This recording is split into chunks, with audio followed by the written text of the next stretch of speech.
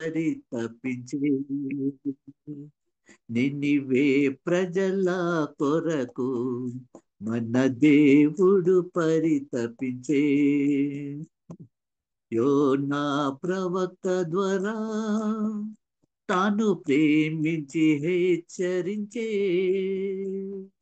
యోనా ప్రవక్త ద్వారా తాను ప్రేమించి హెచ్చరించే యో- లక్షల కోసం పరితపించే కోట్ల కోసం చింతించడా లక్షల కోసం పరితపించే కోట్ల కోసం చింతించడా మన దేశము మాతృదేశము యేసుని కనుగొనని మన ప్రజలను ప్రతి తరమును ప్రభువును కనుగొనని ప్రభువును కనుగొనని దేవుని స్తోత్రం హల్లెలూయా. కృపగల తండ్రి పరిశుద్ధ వందనాలు చెల్లిస్తున్నాం తండ్రి. నైనా నినివే ప్రజలు ప్రభా 1,25,000 పై మట్టుకే తండ్రి ప్రజలను నువ్వు రక్షించడానికి తండ్రి నువ్వు ఎంతగానో చింతపడి ఉన్నావు తండ్రి. నేడైతే మా ప్రపంచంలో తండ్రి 800 కోట్ల పై మట్టుకే తండ్రి ప్రజలు నశించిపోతుండగా తండ్రి మీ యొక్క నేను చింత యావత్తున తండ్రి ఈ లోకంపై ఉంచినందుకే స్తోత్రం చెల్లిస్తున్నాం తండ్రి. అందుని బట్టి తండ్రి ఈ లోకమునకు రక్షించడానికి కదా నీవు వచ్చి ఉన్నావు తండ్రి.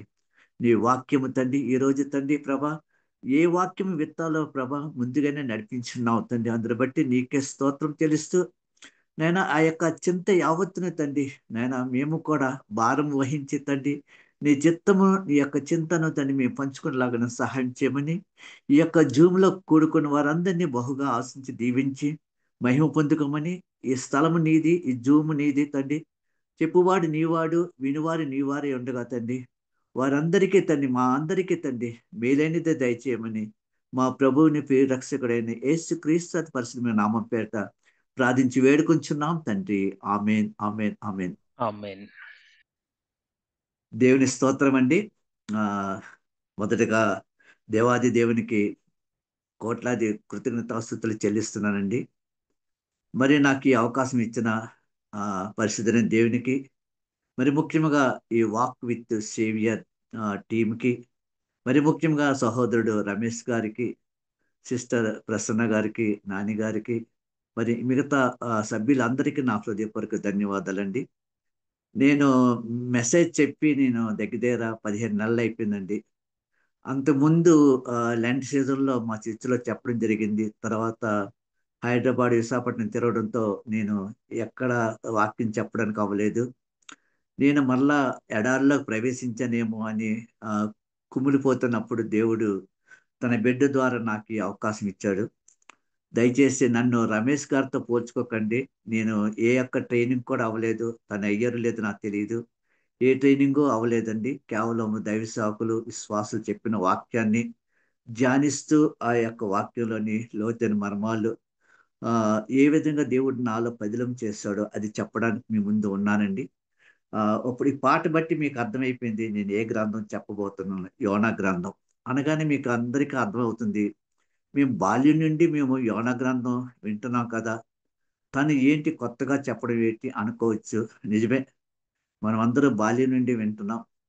ఇప్పుడు నేను చెప్పిన మెసేజ్లో చాలా మట్టుకు మీరు వినే ఉంటారు. అయినా మరొకసారి దేవుని యొక్క నామాన్ని మహింపరచడానికి మరొకసారి మనం అందరం ఈ యొక్క వాక్యాన్ని ధ్యానించాలని నేను ఈ యొక్క గ్రంథాన్ని ధ్యానించాలని నేను ఆశపడుతున్నానండి. ఈ గ్రంథంలో మొట్టమొదటిగా ఒకే ఒక వాక్యం అంటే నేను బైబిల్ స్టడీ చేయాలని నేను తలుస్తున్నానండి. దయచేసి బైబిల్ గ్రంథం కూడా ఇప్పక్కర్లేదండి. నేను రెఫరెన్స్లు ఏమి చెప్పను, అలాగే రాసుకోవడం కూడా అక్కర్లేదండి. ఎందుకంటే మన సహోదరుడు రికార్డ్ చేస్తున్నారు కాబట్టి ఒకవేళ నేను కూడా అందులో ఈ రికార్డింగ్లో ఏదైనా తప్పులు ఉంటే నేను దిద్దుకోవడానికి కూడా నాకు ఒక గొప్ప అవకాశం అవుతుందండి. కనుక మీరు కేవలము ఈ యొక్క మెసేజ్ని కాన్సన్ట్రేషన్ చేస్తారని నేను ఆశపడుతూ మిమ్మల్ని ప్రార్థిస్తున్నానండి. యోనా గ్రంథం మొదటి వచనం ఏం రాస్తుందంటే, యెహోవా వాక్కు అమితే కుమారుడైన యోనాకు ప్రత్యక్షమై ఇలాగు సెలవిచ్చెను, నినేవి పట్టణస్థుల దోషము నా దృష్టికి ఘోరమాయెను గనుక నీవు లేచి నినేవి మహాపట్నమునకు పోయి దానికి దుర్గతి కలుగునని ప్రకటించము. ఈ ఒక్క వాక్యము యోనాకు బయలుపరచబడదండి. అయితే యోనా ఒక పెద్ద ప్రవక్త, చిన్న ప్రవక్త. దేవుడు అతను ఎందుకు ఎంచుకున్నాడో నాకైతే తెలియదు. ఎందుకంటే అతని టైంలో హోషియా ఉన్నారు, ఆమోస్ ఉన్నారు, యోవేలు ఉన్నారు, ఇంకెంతమంది ఉన్నారో నాకైతే తెలియదు. కానీ యోనాను దేవుడు ఎందుకు ఎంచుకున్నాడో ఆయనకే తెలుసు. ఈ యొక్క వాక్య భాగంలో నేను ఇంకా ఏ విషయాలు చెప్పడం లేదండి. కేవలం యోనా గురించి, దేవుని యొక్క అద్భుతమైన ప్రణాళిక గురించి చెప్పాలని నేను ఆశపడుతున్నాను. మనకందరికీ తెలుసు, ఇది 800 క్రీస్తు పూర్వం 800 సంవత్సరాల క్రితం ఇది జరిగిందని తెలుసండి మనకి. అయితే యోనా మనకందరికీ తెలుసు, దేవుడు వెళ్ళమన్న నినివే పట్టణానికి వెళ్లకుండా మరి తార్షీషుకు వెళ్ళాడండి.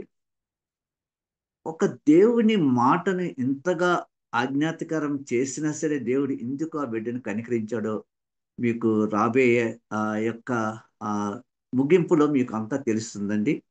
నేను దేవుని యొక్క వాక్యాన్ని ఆ, ఆయన ఆయన యొక్క బలంతో మాత్రమే చెప్పాలని ఆశిస్తుండగా దేవుడే ఈ యొక్క ముగింపును తానే ఇచ్చిన గాక. అయితే యోనా నినేవే పట్టణం అనేది 550 మైళ్ళు అండి. అంటే మీకు అందరికి తెలిసి విన్నారు. దగ్గర దగ్గర 550 అంటే 600 కిలోమీటర్ల దూరం ఉండొచ్చేమో. మరి అది కుడివైపు ఉంటే ఎడం వైపు తార్షీషునికి వెళ్ళిపోయాడండి. అది 2500 కిలోమీటర్ల దూరం అండి. దగ్గర దగ్గర 3000 అండి. అంటే ఎన్ని రెట్లు అతను దూరం వెళ్ళిపోవడానికి ప్రయత్నిస్తున్నాడు. ఎందుకు దేవుని యొక్క మాటను అతడు విధేయత చూపించలేదు. అయినా సరే దేవుడు అతన్ని విడిచిపెట్టలేదు. ఎందుకంటే అతను ప్రవక్త. అతని ఎంతో అతను మంచి గుణాలు ఉండబట్టి అతను ప్రవక్త అయ్యాడు తప్ప నా అందరికీ దక్కని ఆ యొక్క గొప్ప ఆధిక్యత ఆ యొక్క యోనాకి దక్కిందండి. అయితే యోనాలో ఉన్న ఈ యొక్క ఒక్కసారి చెడు ఆ యొక్క లక్షణాలు చూస్తే ఆ, ఏంటి దేవుడు ఎందుకు యోనాని ఎందుకు ఎన్నుకున్నాడు అనేది మనకి అనిపిస్తుందండి. అతనిలో మొదటగా అవిధేయత కనబడుతుందండి. అవిధేయత అంటే ఎవరినైనా ఎదిరించవచ్చు కానీ దేవుని ఎదిరించడం అనేది చాలా కష్టం అండి. ఎందుకంటే అందులోనే ప్రవక్త తెలుసు ఆ యొక్క దేవుని యొక్క శక్తి, దేవుని యొక్క బలం, దేవుని యొక్క ఆ ఆ యొక్క మహిమ అంతా తెలుసు కాబట్టి. అయినా సరే తను ఎందుకు వెళ్ళాడో మనకైతే తెలియదు. అవిధేయత అతనిలో ఉందండి. తర్వాత మొండితనం ఉందండి. మొండితనం ఏంటంటే ఆ చేప కడుపులో 3 దినాలు ఉన్నా సరే మొండిగా ఉన్నాడండి. అంటే చనిపోతానని ఆ ధైర్యం రాలేదు.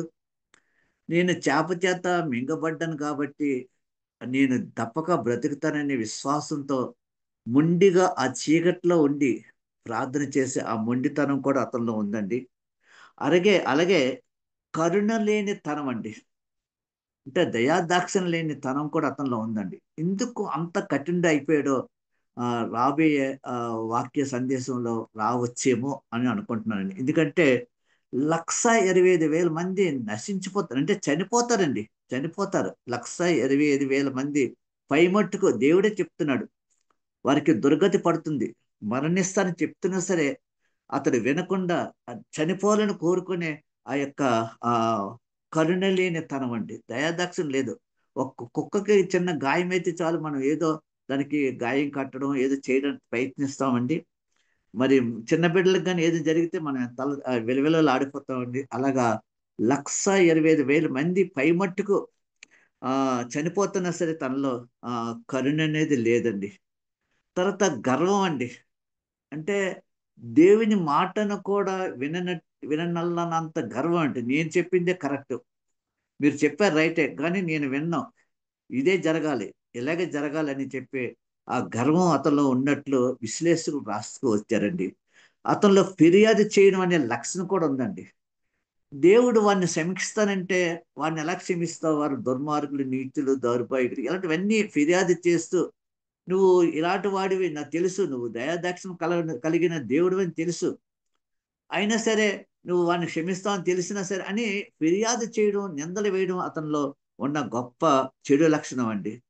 నేను క్షమించరాని తనం అండి. నినేవే వాసులను క్షమించడానికి అతను ఏమాత్రం ఇష్టపడలేదండి. ఎందుకో అది కూడా నేను చెప్తానండి. తర్వాత భయము లేని తనం అండి. భయము. నినెవే ప్రజలకు భయపడే లక్షణం అతనిలో ఏమాత్రం లేదండి. ఎందుకంటే ఆహ్, వాళ్ళు ఏమి నన్నేం చేస్తారనే గట్టి నమ్మకం ఉందండి.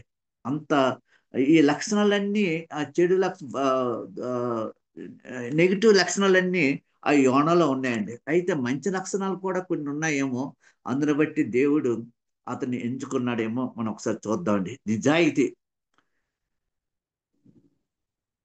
నిజాయితీ అతనిలో ఉందండి. ఆహ్, బాధ్యత, నిజాయితీ. ఎందుకంటే అక్కడ నిజాయితీ మరియు బాధ్యత. అక్కడ నాయకులు అంటున్నారు కదా! ఇది దేని వలన కలిగిందని ఆళ్ళు భయపడుతున్నప్పుడు, ఇది నా వల్లనే కలిగింది. ఈ నా ఎందుకంటే నేను ప ఆ యొక్క భూమి, ఆకాశం సృష్టికర్త అయిన దేవునికి నేను వ్యతిరేకంగా వెళ్ళిపోతున్నాను.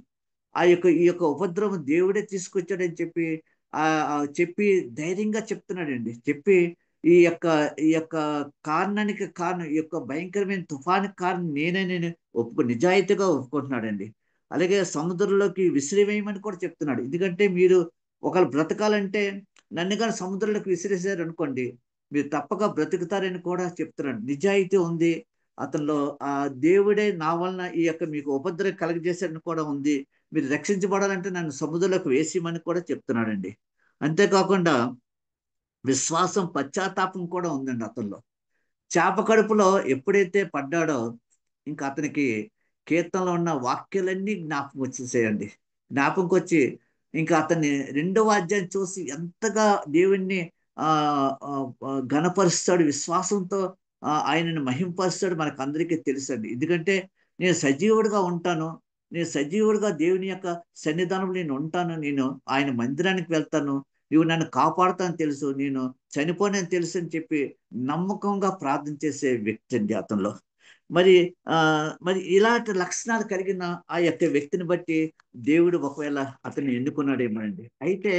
అయితే ఇతను ఎందుకో తెలియకనే అతని దేవుని యొక్క మాటను అతను విశ్వసించలేదండి. దేవుని యొక్క మాటకు వ్యతిరేకంగా వెళ్ళాడు. ఎందుకు వెళ్ళాడంటే కారణం ఏంటంటే అక్కడ ఆహ్, ఆ యొక్క నినెవె ప్రజలటండి మహా దుర్మార్గులటండి.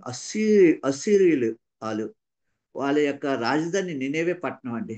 నినేవే పట్టణస్థులు ఎంత భయంకరం అంటే, వాళ్ళు రోజు తలంచేది ఒక శత్రువులు పట్టుకుంటే నేను ఏ విధంగా వాళ్ళని శిక్షించగలను, వారు ఏ విధంగా వారిని మానసికంగా క్రూరంగా భయంకరంగా అసల ఆ క్రూరత్వం, ఆ భయంకరం చూసి మేము ఎక్కడికైనా ఏ రాజ్యాల మీదకైనా యుద్ధంకెళ్తే మాకు వాళ్ళు దాసోహం అయిపోవాలి తప్ప మా మీదకి యుద్ధానికి రాకూడదన్నంత భయంకరంగా ఎన్నెన్ని రకాలు చేయాలి. చర్మం ఒలిచేయడం గానీ, అగ్నిలో వేయడం గానీ, ఎన్నెన్ని రకాలు ముళ్ళ సూదులు గుచ్చడం గానీ, శూలాల్లో గుచ్చడం గానీ, ఎన్ని రకాలుగా ఒక శత్రువు బాధింపబడతాడు, హింసించబడతాడు. భయంకరమైన నరకాన్ని చూస్తాడు. అన్ని రకాలుగా వాళ్ళు పరిశోధించి వారు చేస్తూ ఉంటారండి శత్రువుల పైన. కనుక అంతటి భయంకరమైన వాళ్ళు నేచురల్‌గా అంత భయంకరమైన వాళ్ళని నేచురల్‌గా అసహించుకుంటారండి. నేచురల్‌గా అసహించుకుంటారు. ఎవరు? ఇశ్రాయేలీయులు. అప్పటికి కూడా ఇశ్రాయేల్ మీదకి చాలా సార్లు అశ్షూరీయులు వచ్చారండి. ఇశ్రాయేలీయుల మీదకి చాలా సార్లు అశ్షూరీయులు చాలా సార్లు యుద్ధానికి వచ్చారు. నినెవె ప్రజలు వచ్చారండి. వచ్చి వాళ్ళని ఎంతగానో బాధపడతారు. సంవత్సరం అంతా వారు దాచుకున్న సంపద అంతా దోచుకొని వెళ్ళిపోతారు. అనేకులను పట్టుకొని వెళ్ళిపోయి హింసించి చంపుతుంటారు. ఒక స్థితిలో అది రాజుల గ్రంథం అనుకుంటాను. రెండవ గ్రంథం అనుకుంటానండి. ఈ యొక్క యోనా కూడా ఆ యొక్క ఇశ్రాయేల్ 10 పట్టణాల్లో ఉన్నప్పుడు ఈ అశ్షూరీయులు వచ్చినప్పుడు తనున్న ప్రాంతాన్నంతా రక్షించుకోవడానికి తను ఆహ్, కత్తి దూసి యుద్ధం కూడా చేస్తాడండి. వాళ్ళతో యుద్ధం చేసి ఆ ప్రాంతాన్నంతటిని రక్షించుకుంటాడండి. ఇంత గొప్ప క్రియను ఆ యొక్క యోనా చూసిన తర్వాత వారంటే ఎట్టి పరిస్థితుల్లో కూడా ఇష్టపడడానికి కారణం ఇదే అయ్యుండొచ్చండి. అందుకనే దేవుడు నన్ను శిక్షించిన నరకంలోకి వెళ్ళిపోయినా సరే, నా ప్రజలకు విముక్తి కావాలంటే ఈ యొక్క 1,25,000 మంది లేదా ఇంకా ఎక్కువ మంది చనిపోవాలని ఆ యొక్క దుర్గతిని చూసి ఆ యొక్క అశ్షూరీయులు ఎప్పుడూను ఇంక ఎన్నడూ ఇశ్రాయేలు యూదుల మీద యోధా రాజ్యాల మీద వాళ్ళు దాడి చేయకూడదని తండ్రి వాళ్ళు బహుశా అతను ఆ విధంగా తలంచుకున్నాడు ఏమోనండి. అందుని బట్టి బహుశా నేను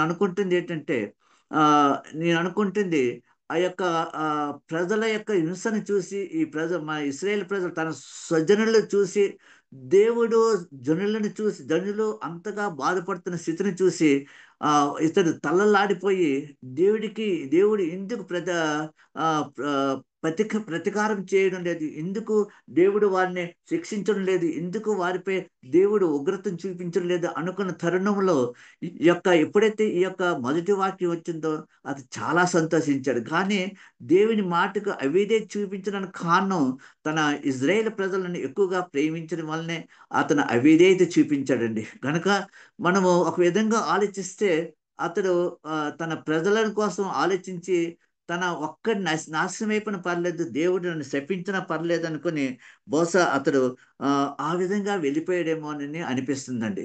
అయితే దేవుడు ఆ, అయితే అక్కడ మనం ఒక్కసారి ఆలోచిస్తే ఆ, మన అక్కడ నినేవే ప్రజలు 125,000 మందిని ఈ యొక్క యోనా వెళ్ళి ఒకే ఒక్క సెంటెన్స్, అంటే ఈ యొక్క యోనా గ్రంథము 4 అధ్యాయాలు ఉన్నాయండి.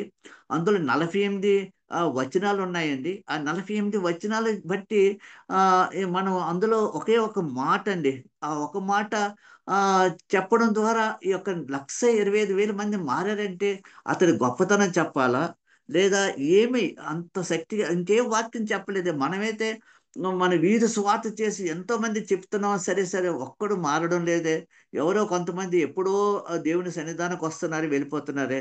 మరి ఇతరు ఒకే ఒక మాట చెప్పడం వల్ల, ఒకే ఒక మాట ఏంటంటే, ఇక 40 దినములకు నినేవే పట్టణము నాశనమునకు నాశనమగునని ప్రకటన చేశాను. అంతే, ఒకటే ఒక మాట అండి. ఏంటంటే 40 దినాలు కూడా ఒక రోజంతా ప్రయాణం చేసి ప్రతి సందు గొంతు అన్ని తిరుగుతూ ఇదే ప్రకటన చేశాడు. ఇక 40 దినములకు నినివే పట్టణము నాశనమగునని ప్రకటన చేశాడండి. అయితే ఈ ప్రకటన అందరికి వెళ్ళిపోయినప్పటికీ సాధారణంగా ఒక శత్రు దేశం నుంచి, ఫర్ ఎగ్జాంపుల్ ఒక పాకిస్తాన్ దేశం నుంచి మన దేశానికి వచ్చి ఎవరన్నా ప్రకటిస్తే ఎవరు ఊరుకుంటారండి? ఎందుకండి? మన క్రైస్తవుడు వెళ్ళి, మన నార్త్ ఇండియా వెళ్ళి, మనం వెళ్ళి ఇలాగ పలానా వరదలతో, ఉప్పునంతో, తర్వాత భూకంపాలతో ఇలా నాశనం అవుతుంది, ఇప్పటికైనా మారు మనసు పొందండి అంటే వింటున్నారా? చెప్తూనే వినడం లేదు సరికదా, ఇంకెన్నో ఆటంకాలు కలుగజేస్తూ జైల్లో పెడుతున్నారు కదా. మరి ఎలాగ ఇతన్ని యాక్సెప్ట్ చేశారు? అంతేకాక ఈ మాట రాజుకి వెళ్ళేటప్పటికి ఆ రాజు అనేవాడు ఎంత గొప్పవాడు కదా. అయితే అతడు ఈ మాట నమ్మాడు. ఎంతవరకు ఈ నినివే ప్రజలు ఇతని మాట నమ్మారు, ఇతని శత్రువులైనా సరే మాట నమ్మారు. ఏ విధంగా మాట నమ్మారు అని ఆలోచిస్తే అక్కడ రాజు కూడా తన సింహాసనం దిగిపోయేటట్టుంది. తన యొక్క రాజరిక బట్టలన్నీ ఇప్పేసి గోను పట్ట కట్టుకుని బూడిద వేసుకొని నేల మీద కూర్చుని ఆ 40 దినాలు ఉపవాసం వల్ల తను ఉండడం మాత్రమే కాదు, పశువులతో సైతం అందరూ ఉండి మారు మనసు కొరకు, పశ్చాత్తాపం కొరకు వారు అంగలారుస్తుంటే దేవుడు ఆ యొక్క నినేవే ప్రజల యొక్క సిన్సియారిటీని, పశ్చాత్తాపాన్ని తిలకించి ఆయన మనకందరికీ తెలుసు ఆ నినేవే పట్టణాన్ని నాశనం చేయకుండా ఉన్నాడు. మనకి అక్కడి నుంచి తెలుసు మనకి మనకి ఆ యొక్క ఆ మన ఆ యోనా గారు ఎన్నోసార్లు దేవుని పైన ఆ బాధపడుతున్నాడు, దేవుని పైన తన అక్కసంతా చూపిస్తున్నాడు. 40 దినాలు అయిపోయింది, దేవుడు ఆ వాళ్ళకి చేస్తానని చేయడం లేదు. ఇంకా అతనైతే నోటి ద్వారా ప్రకటిస్తున్నాడు, కానీ హృదయం అయితే వారికి ఆ వారికి శిక్ష కలగాలి, దుర్గతి కలగాలి, నాశనం అయిపోవాలి, వాళ్ళు ఇక్కడ నిర్మూలన అయిపోవాలని కోరుకుంటున్నాడు. కానీ దేవుని మాట, ఎందుకంటే అతడు సముద్రం నుంచి వచ్చాడు కనుక, సముద్రం నుంచి 3 దినాలు రక్షించబడి ఆ యొక్క నినివే ప్రజలకు వెళ్ళి స్వాత చెప్పమన్నప్పుడు ఇంకా తప్పదు అనుకొని వెళ్ళి స్వాత చెప్పాడు. కానీ అతని యొక్క మనస్సు మాత్రం వారు చనిపోవడం చూడాలని చెప్పి ఎత్తైన శిఖరం పైకి వెళ్ళి అక్కడి నుంచి ఏ విధంగా వీళ్ళందరూ నాశనం అవుతారని చెప్పి చూస్తున్నాడు. అంతేకాకుండా అతను దేవుణ్ణి నిందిస్తున్నాడు. నువ్వు కటాక్షం కలిగిన దేవుడు అని, జాలి కలిగిన దేవుడు అని, బహుశాంతమును అత్యంత కృపగల దేవుడు అని, పశ్చాత్తాపమును పడి కీడు చేయక మానుదు అని దేవుణ్ణి ఆయన నిందిస్తున్నాడు, కోప్పడుతున్నాడు. నాకు తెలుసు నువ్వు ఎలాంటి వాడివి, దేవుడు చెడ్డవాడేం కాదు కదా. చెడ్డవాడైతే మనం చెప్పాలి. ఓ మంచివాడిని చంపేస్తుంటే నువ్వు చెడ్డ దేవుడు, నువ్వు చెడ్డ దేవుడు అని చెప్పి నువ్వు ఇలాంటి దేవుడు కనుక నువ్వు మా మా పిల్లలందరూ చంపేస్తున్నా, మా యొక్క కుటుంబాన్ని నాశనం చేస్తాను చెప్పొచ్చు, చెప్పాలి. కానీ ఈ యొక్క దేవుడైతే ఇతను ఆ దేవుడు కటాక్షం కలిగిన దేవుడు అని అతనే ఒప్పుకుంటున్నాడు. ఎందుకంటే అతని హృదయమే కటాక్షం, దేవుని యొక్క హృదయమే ప్రేమ కలిగిన దేవుడు, దేవుని యొక్క హృదయమే దయగలిగిన హృదయం, జాలి కలిగిన హృదయం అని తెలుసు. బహు శాంతం కలిగిన దేవుడు, అసలు కోపం అనేది రాని బహు శాంతకరమైన దేవుడు అని తెలుసు. అత్యంత కృపయగల దేవుడు అని కూడా తెలుసు. మరి పశ్చాత్తాపం పడి కీడు చేయక మానుడని కూడా తెలుసు. అంటే ఇలా తెలిసినా సరే, తెలిసి తిరిగి దేవుడిని నిందిస్తాను. నాకు తెలుసు నువ్వు ఇలాంటి ఇలాంటి పనులు చేస్తావు అనేసి. నేను ఆశించింది ఒకటి, నువ్వు చేసింది ఏంటని చెప్పి దేవుడిని ఎదిరిస్తున్నాడు. అప్పుడు దేవుడు అంటున్నాడు, నీవు కోపించటం న్యాయమా అని అడుగుతున్నాడు. దేవుడు ఎంత తగ్గించుకున్నాడండి. ఒకసారి నేను ఈ విషయం కన్క్లూడ్ చేస్తానండి. దేవుడు ఎంత తగ్గించుకుంటున్నాడు. ఒక ఒక పురుగు వంటి వాడు, ఒక చిన్న గాలి వేసి ఎగిరిపోయేంత గడ్డే పువ్వు వంటి వాడు, గడ్డి వాడిపోయే గడ్డి వంటి వాడు, మరి సముద్రపు కెరటాలు పొంగి ఆరిపోయినంత ఆయుష్ కలిగిన మానవుడు ఈ విధంగా అంటున్నా సరే దేవుడు ఆ యొక్క యోనాన్ని క్షమిస్తూనే ఉన్నాడండి. క్షమిస్తూ, సరికదా నీవు కోపించటం న్యాయమా అన్నాడు. ఎంత మాట అండి. నీవు అలాగా నిజంగా అలాగ అనే దేవుడు ఎవరైనా ఉన్నారండి? ఎవరూ లేరు. ఎవరు లేరు. అయినా సరే యోన ఇంకా ఇదైపోతున్నాడు. నా ప్రాణము పోనంతగా కోపించటం న్యాయమే అని చెప్తున్నాడు. దేవుడితో వాదిస్తున్నాడండి. దేవుడితో వాదిస్తున్నాడు. ఫైటింగ్ చేస్తున్నాడు. ఎన్ని చేసినా సరే నాయన అతడు నాయన ఎన్నిసార్లు అక్కడ సముద్రంలో అసలు దేవుడు బ్రతికి నువ్వు వెళ్ళి నినేవే ప్రజలు చెప్పమంటే సముద్రంలో పడివేయమంటున్నాడు. చనిపోవడానికి సిద్ధపడుతున్నాడు. అంటే నినేవే పారిపోతాను ఫస్ట్ అటెంప్ట్ చేశాడు. తర్వాత ఈ యొక్క తుఫాన్ చూసి ఇది నా వల్లనే కలిగింది, ఏమీ లేదు, నేను తండ్రి నేను నీకును పరలోకానికి వ్యతిరేకంగా నేను పాపం చేశాను, మళ్ళా నన్ను నినివే పట్టణానికి పంపించి తీసుకువెళ్ళు, నేను పలానా రేవులో దిగిపోయి మళ్ళీ నినివే పట్టణానికి వెళ్తాను, వెళ్ళి సువార్త ప్రకటిస్తానంటే అయిపోయాయి. కానీ అలాగ అనడం లేదు. చనిపోవడానికి సిద్ధపడుతున్నాడు. సముద్రంలో పడివేయమంటున్నాడు. చచ్చుట న్యాయం అంటున్నాడు. బ్రతకడి కంటే చచ్చుట నాకు మేలని అంటున్నాడు. 3 సార్లు చనిపోవడానికి ప్రయత్నిస్తున్నాడు. ఎంత వేదన దుఃఖం కదండి. అయినా సరే దేవుడు ఆ యోనాన్ ద్వారా ఆ యొక్క నినివే ప్రజల్ని 1,25,000 మందిని రక్షించుకున్నాడు. అయితే ఇందులో యోనా గొప్పతనం ఉందా, లేదా దేవుని ప్రణాళిక? ఒక్కసారి మనం గ్రహించుకుందాం అండి. యోనా చేసిన ఆ యొక్క ఒకే ఒక్క లైన్ ప్రకటనతోటి ఈ యొక్క 40 దినాల్లో, ఇక 40 దినములో నినివే పట్టణం నాశనమగునని ప్రకటన చేయడంతో ఈ యొక్క 1,25,000 మంది జనాభా మరియు పశువులు, విస్తారమైన పశువులు కూడా రక్షించబడ్డాయండి. పశువులు కూడా ప్రాణం పోవాల్సింది, అవి కూడా రక్షించబడ్డాయండి. అయితే ఇందులో యోనా ప్రమేయం ఏముందండి మనం ఆలోచిస్తే, దేవుని యొక్క ప్రణాళిక ఉంది కానీ యోనా ప్రమేయం ఏమీ లేదండి. ఎందుకంటే యోనా వెళ్ళకముందే అక్కడ ఆ యొక్క నినేవే పట్టణాన్ని సిద్ధపరిచాడండి దేవుడు. ఏ విధంగా సిద్ధపరిచాడంటే, మేము చెప్పుకున్నాం కదా, 800 క్రీస్తు పూర్వం 800 సంవత్సరాల్లో కాలంలో ఈ యొక్క యోనా గ్రంథం రచించబడ్డదని.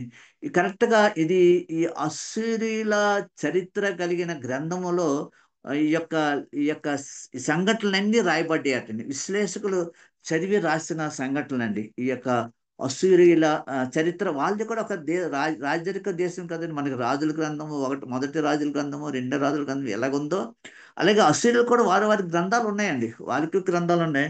అందులో రాసుకున్నారు వాళ్ళు. ఏమనంటే క్రీస్తు పూర్వం 659 సంవత్సరాల క్రితం అటండి 2 తెగుళ్ళు వచ్చాయటండి. ఎక్కడికి? నినివే పట్టణము, అస్సీరుల మీదకి 2 తెగుళ్ళు వచ్చాయటండి. తెగులు అంటే మనకు అందరికి తెలుసు. మన పాండమిక్, మనకి కోవిడ్ కోవిడ్ సంగతి మనకు అందరికి తెలుసు. మన సొంత వాళ్ళని మర్చిపోయినంతగా భయపడిపోయామండి. సొంత వాళ్ళు అనకూడదు కానండి. మీకు ఇందులో ఎవరికి అనుభవం ఉందో లేదు తెలియదు, మాకు మహా అనుభవం ఉందండి. ఎందుకంటే మాకు బాగా తెలిసిన ఐఏఎస్ ఫ్యామిలీ, మా చర్చి వాళ్ళే ఐఏఎస్ ఫ్యామిలీ, భార్య భర్తలు బహువృద్ధులండి. అంటే ఒకరికి 75 పై మట్టుకు, భార్యకి అయితే 70 కానీ అంతా ఉంటుందేమోనండి. ఐఏఎస్ ఫ్యామిలీ క్యాడర్ అండి వాళ్ళు. వాళ్ళిద్దరికి కోవిడ్ వచ్చినప్పుడు ఒకరేమో ఆ భీమినిపట్నం అని ఒక 30 కిలోమీటర్ల దూరంలో ఆ మగతన్నే పెట్టారండి. గురుస్వామి గారు అతని పేరు. సుశీల్ అనే ఆమెని విశాఖపట్నం ఇంకొక ప్రాంతంలో ఆ, గీతం కాలేజీ హాస్పిటల్లో పెట్టారండి. అంటే భార్య భర్తలు ఇద్దరు ఎక్కడెక్కడో చెల్లా చెదరైపోయారండి. ఆమె బతికుందో లేదో తెలియదు, చనిపోయిందో లేదో తెలియదు. అలాగే మాకు తెలిసిన ఒక గొప్ప ఆ, ఆ, సంఘ పెద్ద ఆయనండి. తండ్రి కూతుళ్ళే ఇద్దరు ఉన్నారండి. భార్య చనిపోయింది, కూతురు డాక్టరు, ఆమె హస్బెండ్ కొడుకు వాళ్ళందరూ అబ్రాడ్లో ఉన్నారు. వారు విశాఖపట్నంలో ఉంటారండి. అతను అబ్రహాం గారని చాలా పెద్ద గొప్ప సేవ పరిచయం చేశారండి. అతనైతే ఆ ఎక్కడో ఏదో హాస్పిటల్ ఉన్నారండి. అమ్మాయి కోవిడ్ వచ్చింది, ఆమె ఎక్కడో ఉందండి. తండ్రి చనిపోయినట్లు అమ్మాయి తెలీదు. మరి సంఘస్థులు ఏ విధంగా అతను చేసిన సేవకి అతను ఏదో విధంగా వెళ్ళి పాతేశారు. తర్వాత ఇంటికి వస్తే చూస్తే తండ్రి చనిపోయిన తర్వాత తెలిసిందండి. ఎంత భయంకరమైన కోవిడ్ పరిసరాలు అలాంటివి. రెండు భయంకరమైన తెగుళ్ళు వచ్చారు. చనిపోతున్నారు, మనుషులు చనిపోతున్నారు. వాళ్ళు భయపడుతున్నారు. అంతలోకే 660 క్రీస్తుపూర్వం 660 అంటే ఒక సంవత్సరం తర్వాత రెండు భయంకరమైన భూకంపాలు వచ్చేటండి. అప్పుడు భూమి రెండుగా పగిలిపోవడం అనేది వాళ్ళకి అనుభవం లేదట. రెండుగా పగిలిపోవడం అనేది చూసి, అయ్యో ఇక భూమి రెండు ముక్కలు అయిపోతుంది, మీకు నశించిపోతామని చెప్పేసి వారు చాలా చాలా చాలా బాధపడ్డారటండి. అంతేకాకుండా రెండు సార్లు సూర్యగ్రహణం వచ్చిందటండి. ఒకటి 90%, ఒకటి 89% వచ్చిందటండి. సూర్యగ్రహణం అంటే వారికి ఒక అశుభ సూచక అండి. సూర్యుడు నల్లగా మారిపోయాడు అంటే వాళ్ళు దేవుడిగా పూజిస్తున్న సూర్యుడు నల్లగా మారిపోయాడు అంటే వాళ్ళకి ఏటనుకుంటున్నారంటే ఆ దేశపు రాజు చనిపోతాడు, ఆ దేశము శత్రువుల చేత కొల్లగొట్టబడతారు, చాలా హింసలు బాధపడతారని చెప్పేసి వారి భయాందోళనతో వారు ఉంటున్నారండి. అలాంటి ఉంటున్న సమయంలో ఈ యొక్క యోన ఎప్పుడైతే వెళ్ళాడో, ఇంకో సంగతి కూడా చెప్పాలండి. మనకి తెలుసు కదా, మన మందసం ఎక్కడుంది, ఫిలిస్తీన్ల దగ్గర దాగోను అనే విగ్రహం దగ్గర మందసం పెట్టినప్పుడు ఆ దాగోను ఉదయంకాలం చూస్తే పడిపోయేదండి. మళ్ళీ రెండోసారి పెట్టినప్పుడు కూడా పడిపోయిందండి. మందసం దగ్గర మందసం ఎప్పుడైతే లోపల పెట్టారో ఆ దాగోను విగ్రహం రెండుసార్లు పడిపోయిందండి. ఆ దాగోని విగ్రహం ఎలాగుందంటే సగం కింద నుంచి భాగం అంతా సగం చేప, పై భాగం అంతా మనిషిగా ఉంటాడండి. మనిషి ఒక కిరీటం ఉంటుందండి. అయితే ఈ నినేవే ప్రజలు ఈ యొక్క ఆ యొక్క ఆ పెద్ద చేప పేరటండి స్పెర్మ్ వేలెట్ అండి. పెద్ద చేప పేరు స్పెర్మ్ వేలెట్ అండి. అది ఎంత ఉంటుందంటే విశ్లేషకులు కూడా అక్కడ మెడిటేరియన్ సీ అనుకుంటానండి. విశ్లేషకులు కూడా ఆ యొక్క ఆ స్పెర్మ్ వేలు ఉందని తెలుసుకొని దాన్ని చూసినప్పుడు ఏంటంటే అది 3 అంతస్తుల 5 అంతస్తుల ఆ లావ్ అంటే వెడల్పు ఎత్తుతో ఉందటండి. అంత ఎత్తుతో ఉందంటే ఎస్ ఇదే మింగుంటది అని చెప్పి వాళ్ళు నమ్మారండి. ఎందుకంటే వేళ్ళు బ్లూ వేల్ అనేది పెద్దదే కానీ దాని గొంతుకు చిన్నగా ఉంటుంది. మనిషిని ముక్కలు చేసి తినాలి తప్ప, ఈ షార్క్ కానీ ఏదైనా సరే ముక్కలు చేసి తినాలి తప్ప మనిషి అమాంతంగా మింగేంత గొంతుకులు ఏవి దేనికి ఉండవటండి. ఈ యొక్క స్పెర్మ్ వేలు ఎప్పుడైతే చూసారో దాని యొక్క కొలత చూస్తే దాని దగ్గర అడుగు భాగంలో ఏనుగు కనబడుతుందటండి. దాని యొక్క ఫస్ట్ గ్రౌండ్ ఫ్లోర్ ఉంటుంది కదండి, సెల్లర్ అంటారు కదా, దాని ఎత్తంత ఉందటండి ఏనుగు. అంతే చిన్నగా కనబడుతుంది, చాలా చిన్నగా కనబడుతుంది దాని దగ్గర. ఇది చూస్తే 5 అంతస్తుల ఎత్తు లావు వెడల్పు అన్నీ ఉన్నాయటండి.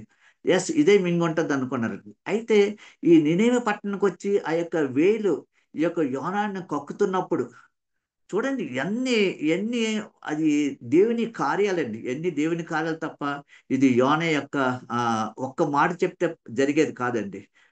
అయితే ఇంకా చెప్పాలని అనిపిస్తుంది. అయితే ఎప్పుడైతే యోన బయటకు ఎన్ని రాసి ఉన్నాయండి అందులో, దేంట్లో అశ్శూరుల చరిత్రలో రాసి ఉందనేసి విశ్లేషకులు చెప్పడం బట్టి నేను చెప్తాను తప్ప నేనేం చదవలేదండి. వాళ్ళు చెప్పడం బట్టి అందులో రాసి ఉన్న దాన్ని బట్టి నేను చెప్తున్నానండి. అయితే ఆ యొక్క ఆ సముద్రం నుంచి సముద్రం నుంచి ఒడ్డుకొచ్చి ఆ మనిషిని కక్కుతున్నప్పుడు వాళ్ళు అనుకున్నారట, ఓహో ఇది దాగోని దేవత, ఇతను దేవుడు, మా దేవుడు దాగోని దేవత. ఎందుకంటే కాలు కిందంతా చేప ఉంది, బయటంతా మనిషి కనబడుతున్నాడు కనుక డెఫినెట్గా ఇది దాగోను దేవత అని చెప్పేసి వాళ్ళు విన్నారట. అందుకనే ఆ ప్రవక్త వచ్చి చెప్తున్నప్పుడు వాళ్ళందరూ వణికిపోయి విన్నారటండి. అయితే ఇది దేవుని యొక్క ప్రణాళిక ఉందండి. అసలు యోనా గ్రంథం కూడా ఎందుకు రాయబడ్డది, ఎందుకు ఇందులో పెట్టబడ్డది అంటే, అసలు యాక్చువల్లీ యోనా ఈ గ్రంథాన్ని రాయలేదటండి, వేరే వారు రాశారు. కానీ అది దేవుని యొక్క ప్రణాళిక, ఇది రాయబడ్డది కనుక ఇది 66 పుస్తకాలు, ఇది ఒక పుస్తకంగా పెట్టబడింది కనుక. తర్వాత చిన్న ప్రవక్తలు 12 మంది ప్రవక్తల్లో 12 మంది ప్రవక్తలు, 11 మంది ప్రవక్తలు అందరూ యూదుల గురించి, యూదుల క్షేమం గురించి, వారి యొక్క రక్షణ కొరకు, లేదంటే వారి యొక్క శిక్ష గురించి అన్ని చెప్తుంటే, ఒక్క యోనా గ్రంథం ఒకటే అన్యుల గురించి చెప్పబడ్డది. ఎందుకు అన్యుల గురించి చెప్పబడ్డది, అది ఎందుకు నెరవేర్పుగా ఉంటుందని ఆలోచిస్తే, అక్కడ ఒక మాట నాకు ఆ, ఆ, అనిపిస్తుంది. ఒక మాట ఏంటంటే, ఆ, యోహాను సువార్త యోహాను సువార్త ఆ 3వ అధ్యాయము, యోహాను సువార్త 3వ అధ్యాయం 17వ వచనంలో, లోకము తన కుమారుని ద్వారా రక్షణ పొందుటకై గాని లోకమునకు తీర్పు తీర్చుటకు దేవుడు ఆయనను లోకమునకు పంపలేదు. అంటే యేసుక్రీస్తు ప్రభు ఎందుకు వచ్చాడంటే, కేవలం రక్షణ కొరకే వచ్చాడండి. ఆ రక్షణ కార్యం జరగాలంటే ముందుగా ఆ పాత నిబంధనలో యోనా యోనా ద్వారా అక్కడ నినేవే ప్రజలకు 1,25,000 పైమట్టుకు వాళ్ళని రక్షించుకున్నాడు, అన్యులు రక్షించుకున్నాడు. ఈ ఈ తీర్పు కాలం ఉన్నట్టండి, వాళ్ళు వచ్చి ఈ యొక్క మన మీద తీర్పు చేస్తారట, నేరారోపణ చేస్తారట. మేము ఆ యొక్క వాక్యం విని మేము రక్షించబడ్డామే, మీరు ఎందుకు రక్షించబడడం లేదు, మీరు ఎందుకు ఇంకా పాపక్రియలో ఉన్నారు, ఎందుకు దోషక్రియలో ఉన్నారని చెప్పేసి వాళ్ళు మన మీద నేరారోపణ చేస్తారటండి. అందుకనే దేవుడు అక్కడ నినేవే ఆ యొక్క యోనా గ్రంథాన్ని అక్కడ పెట్టాడండి. అంతేకాకుండా యోనా 3 రోజులు చేప గర్భంలో ఉన్నప్పుడు అక్కడ అందరికీ తెలుసు. బహుశా అక్కడ ఉన్న మనుషులు ఎవరంటే నాయకులు, అక్కడ ఆ, అక్కడ ఆ, ఆ, అక్కడ అక్కడ పడవ నడిపేవారు, ఇంక ఇలాంటి వాళ్ళు క్రూ ఉంటదేమో కానీ, వారందరూ తెలుసు ఇతడు మరుక్షణమే చనిపోయాడు, ఇది నీటిలో పడవేయబడ్డాడు, అంత భయంకరమైన తుఫాన్ అని తెలుసు. కానీ చేప మింగినట్లు వాళ్ళకి తెలియదు. వాళ్ళ దృష్టిలో యోనా చనిపోయినట్లు తెలుసు. అలాగే యేసుక్రీస్తు ప్రభు శిలువపై మరణించినప్పుడు వాళ్ళందరూ అనుకున్నారు ఇతను పూర్తిగా చనిపోయాడు, కానీ ఆయన సజీవుడిగా ఉన్నాడండి. కేవలం మరణం అనేది ఒక ఒక తాత్కాలికంగా అక్కడ బలి అర్పించడానికే అక్కడ ఆ కార్యం జరిగింది తప్ప, ఆయన ఆయన సంపూర్ణమైన దేవుడు కనుక ఆయన ఆయన మరణించకుండా ఆయన భూగర్భంలోకి వెళ్ళి పాతాళ లోకంలోకి వెళ్ళి భూగర్భంలోకి వెళ్ళి చెరగా పట్టుకొని ఆరోహణమైనట్లు ఆ యొక్క పిలిపి గ్రంథంలో రాయబడి ఉంటుందండి. కనుక ఈ యొక్క యోహాను కూడా అదే ఆ సాదృశ్యంగా ఆ ఆ యొక్క ఆ యొక్క దీనికి యేసుక్రీస్తు ప్రభు 3 రోజుల శిలువ 3 రోజులు మరణించి తిరిగి లేవడానికి ఎంత సమయం పట్టిందో, దానికి సాదృశ్యంగా అంతకుముందే పాత నిబంధన గ్రంథంలో యోనా ఆ 3 రోజుల యొక్క కడుపులో, చేప కడుపులో ఉండి మరణించకుండా తిరిగి బ్రతికి రావడం అనేది మనకి ఈ యొక్క వాక్యం ద్వారా తెలుస్తుంది. అతను మరణించలేదు, ఎందుకంటే అతను ప్రార్థన చేస్తున్నాడు, 3 రోజులు ప్రార్థన చేస్తున్నాడు. అలాగే ఆ, ఆ, మన దమస్కు ప్రాంతంలో వెళ్తున్న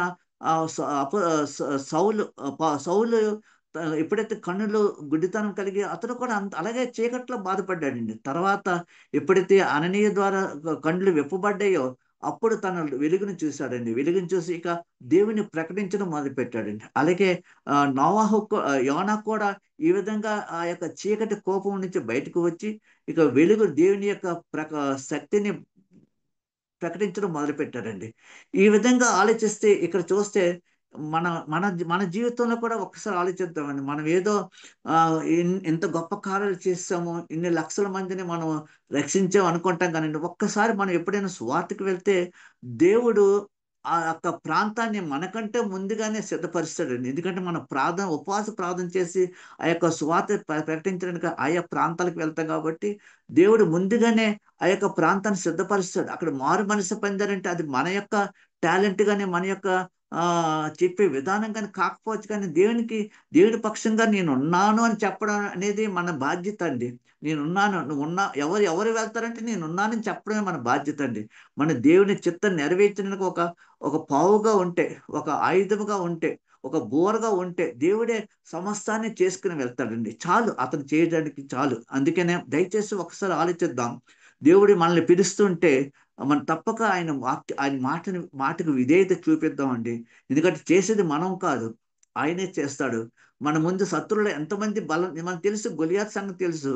దావీదు భయపడలేదండి. అలాగే మనం కూడా భయపడకుండా ఎవరికి దేవుడు వెళ్ళి సువార్త చెప్పమన్నాడో ధైర్యంగా వెళ్ళి చెప్పాలి. అసలు భయపడితేనే మనకి వారు వారు ఆ భయాన్ని బట్టి మనం బాధపడతాం, హింసించబడతాం, శిక్షించబడతాం అండి. కనుక దయచేసి దేవుని యొక్క చిత్తాన్ని నెరవేర్చడానికి మనం ప్రయత్నిద్దామండి. అంతేకాకుండా యోనా లక్షణాలు మనలో కూడా ఉంటాయండి, ఉన్నాయి కూడా. మనం చాలా మంది అనుకుంటాం యోనా చాలా అవిధేయత చూపించాడు, దేవుడు మాట్లాడుతున్న అవిధేయత చూపించాడు అని అంటాం. మనలో కూడా ఎన్నో అవిధేయతలు ఉన్నాయండి. ఎన్నోసార్లు దేవుడు జూమ్లోకి రండి అంటే మనం రాని రాని దినాలు ఉన్నాయి. ఏదో సినిమాకి వెళ్ళిపోయిన దినాలు ఉన్నాయి, టీవీలో ప్రోగ్రాం చూసే దినాలు ఉన్నాయి, లేదా ఇంకేదో పనులు పెట్టుకొని ఆ జూబికి ఎగ్గొట్టే దినాలు ఉన్నాయి, లేదా స్వాతికి ఎగ్గొట్టే దినాలు ఉన్నాయి, దేవుని దేవాలయానికి ఎగ్గొట్టే దినాలు ఉన్నాయి. అవైతే మనలో కూడా ఉన్నాయి. దేవుడు చెప్తున్నాడు నీతోటి, నువ్వు ఇలా చెయ్యి, ఇలా చెయ్యి, ఇలా చెయ్యి అని చెప్తున్నప్పుడు కూడా ఆ మాటకు వినని లోబడిన మనస్సు మనకు కలిగి ఉందండి.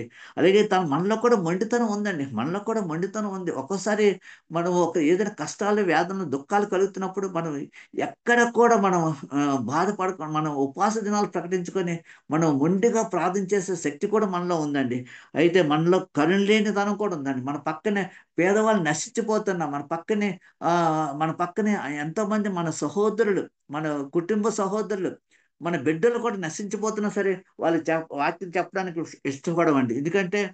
ఎందుకో కోపం, మన మన బిడ్డ వాళ్ళు నశించిపోవాలని మనం కూడా చూస్తుంటాం. ఎందుకంటే మనకి ఆపద సమయంలో మనకి ఏ విధంగా మనకి సహాయపడలేదు, లేకపోతే అలా మన పలానా టైంలో మనకి మనకి అలానే ఆపద చేశాడు, మనకి ఎలా చేశాడు, అలా చేశాడు అని చెప్పేసి మనం ఎంతో మూర్ఖంగా ఉంటాం. మనలో కూడా గర్వం ఉందండి, మనలో గర్వం ఉందండి. నేను తప్ప ఈ యొక్క సువార్త ప్రకటించే వారు ఎవరు లేరని చెప్పేసి మనలో కూడా గర్వం ఉంది. నేను తప్ప ఇంత చక్కగా ప్రార్థన చేసేవారు ఎవరు లేరు, నేను తప్ప ఇంత చక్కగా సాక్ష్యం చెప్పేవారు ఎవరు లేదు, నేను తప్ప ఇంత చక్కగా వాక్యం చెప్పేవారు ఎవరు లేదు, నేను ఏది శాసిస్తే అదే జరుగుతుందని గర్వం కూడా మనలో ఉందండి.